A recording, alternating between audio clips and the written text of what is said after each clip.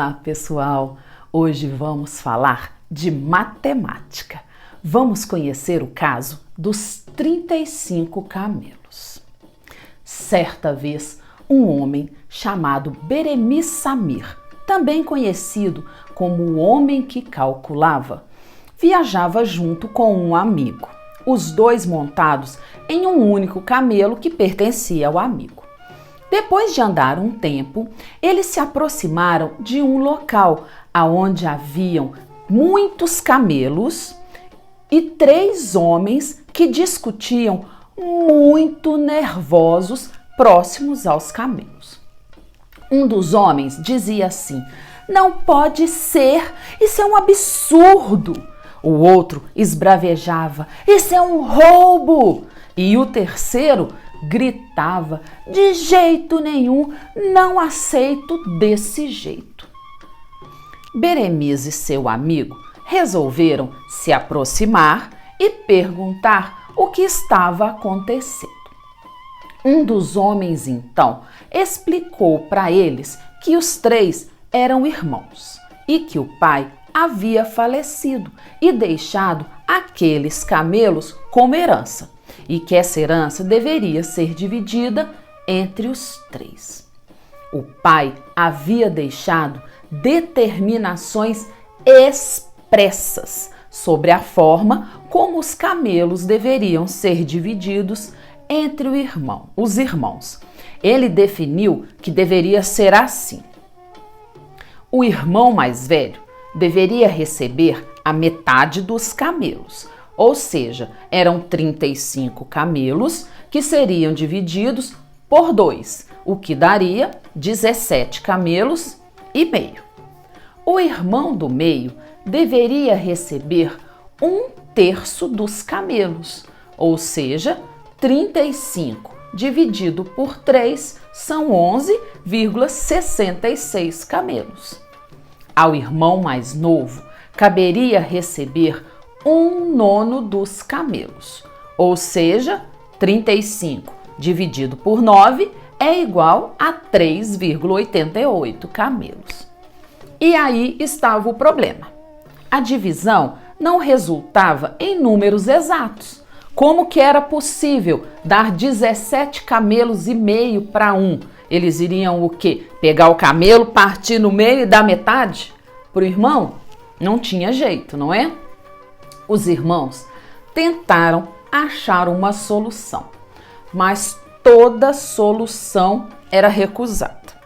Por exemplo, o irmão mais novo sugeriu que ele deveria receber um camelo a mais. Afinal, ele havia ficado com poucos camelos, pouco mais de 3. Mas não, os irmãos não concordaram. O irmão mais velho disse assim: "Já que eu sou o primogênito, eu devo receber um camelo a mais." Não colou essa ideia. O irmão do meio então argumentou: "Pois é, eu sou o filho do meio e sempre levo prejuízo em tudo. Então eu deveria ficar com um camelo a mais." Mas também não deu certo. Eles não chegaram numa solução pacífica. Depois de ouvi-los, o homem que calculava disse que tinha uma solução, mas que os irmãos deveriam aceitar que ele doasse, isso mesmo, que ele doasse o camelo do seu amigo, aquele que eles estavam montados, de forma que o camelo fosse somado à herança a ser dividida, que passaria então a ser de 36 camelos. E mais, tinha mais uma condição: se a divisão que ele fizesse fosse justa e boa para todos os irmãos, eles aceitariam o resultado de bom grado, independente do que fosse, sem poder reclamar. Na mesma hora, o amigo do Beremiz se arrepiou e arregalou os olhos, já imaginando que eles iriam ter que continuar o caminho a pé. Mas o amigo nem teve tempo de falar nada, pois os 3 irmãos aceitaram rapidinho a proposta. Afinal, o pior que poderia acontecer era eles ganharem um camelo a mais, que era o doado pelo Beremiz. O homem que calculava então pegou o seu camelo, colocou junto aos outros e começou a explicar a sua solução. Ele disse assim: vejam só, meus amigos, agora temos 36 camelos para partilhar e vamos seguir a determinação de vosso pai à risca. Para você, irmão mais velho, coube receber a metade dos 35 camelos, que davam 17 camelos e meio. Mas agora você receberá a metade de 36, ou seja, 36 dividido por 2 é igual a 18. Você saiu lucrando, você não tem nada a reclamar. Agora, para você, irmão do meio, ficou definido receber 1/3 dos camelos. Antes você receberia 1/3 de 35, que daria 11 e pouco. Mas agora você vai receber 1/3 de 36 camelos, ou seja, você receberá 12 camelos. Também você está no lucro. Nada podes reclamar.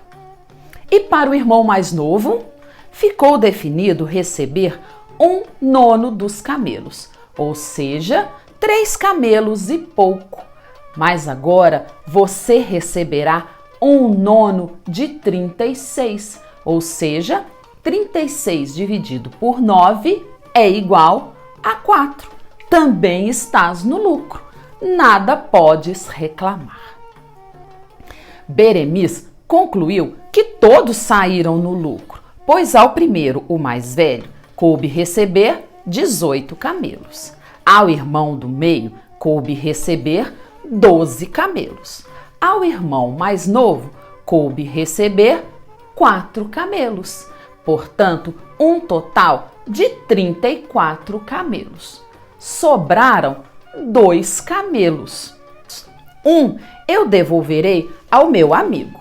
O outro cabe a mim, por direito, por ter resolvido o problema da herança com lucro para todos os envolvidos. Diante do combinado, estando os irmãos satisfeitos com a divisão, eles agradeceram ao homem que calculava, que montou no seu recém-ganhado camelo, seu amigo montou no outro camelo e seguiram sua viagem até Bagdá. Viram só, pessoal? Esta história não tem nenhuma mágica, nenhuma pegadinha, são apenas cálculos matemáticos e que nos mostra como é importante aprender essa ciência tão fantástica. E para quem quiser conhecer mais sobre esta história e histórias deste tipo, ela está neste livro, O Homem que Calculava, de Malba Tahan. E um detalhe interessante, observem a ilustração do livro, né? O nome do autor. Eles nos fazem pensar que foi escrito por alguém do Oriente Médio, não é? Mas não é nada disso. Este escritor é um professor brasileiro nascido no Rio de Janeiro, chamado Júlio César de Melo e Souza. Ele era apaixonado por matemática e por contos árabes.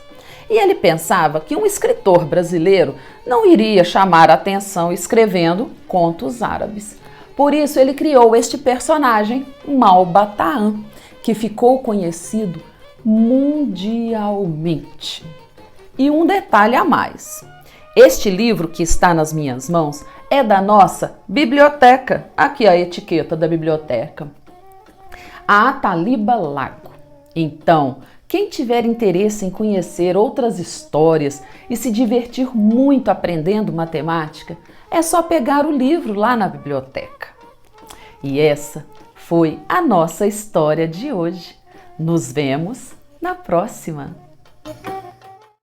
Olá, pessoal! Se acomodem em seus assentos, que vamos falar de acentos. Pois é, hoje vamos falar do acento, a palavra com C, que é aquele símbolo que fica em cima das palavras, marcando a sílaba tônica, pois o acento com 2 S's é só o lugar aonde sentamos. Perceberam a diferença? Pois bem, vamos nos divertir aprendendo.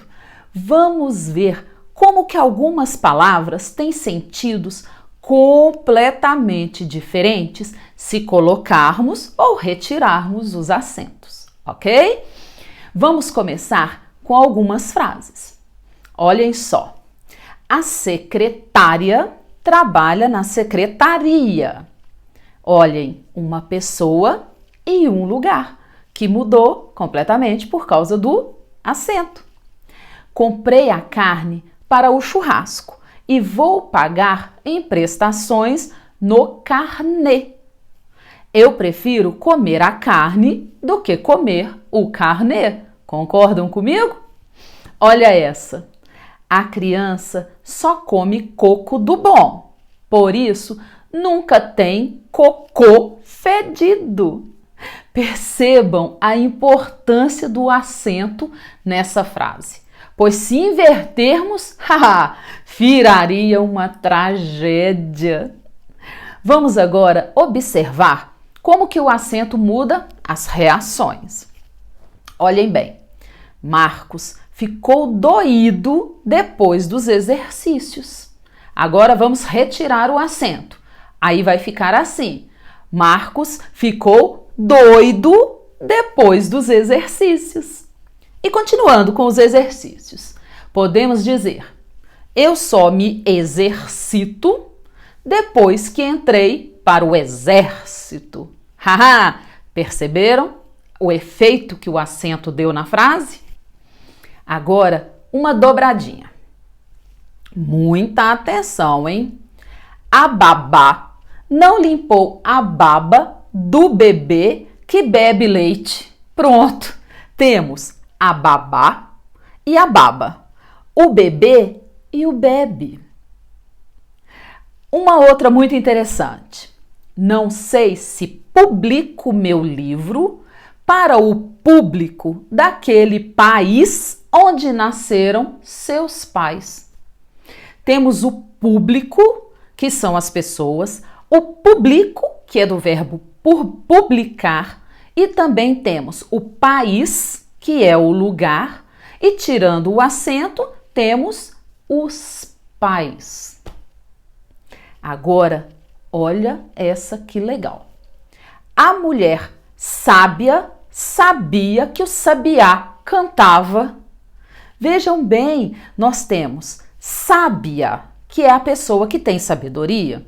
Sabia, que é o verbo saber no passado. E sabiá, que é um pássaro.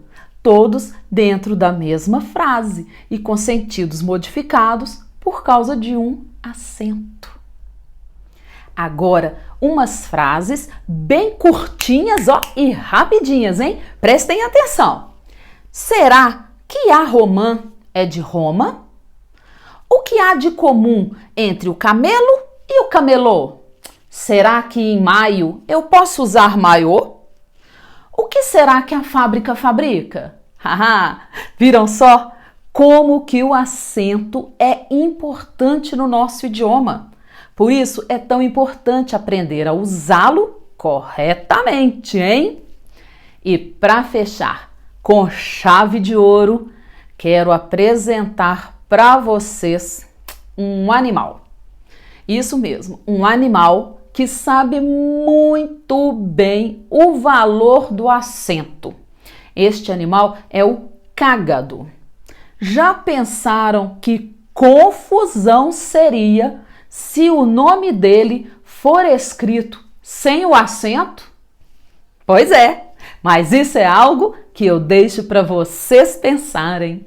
E eu vou ficando por aqui. Nos vemos na próxima!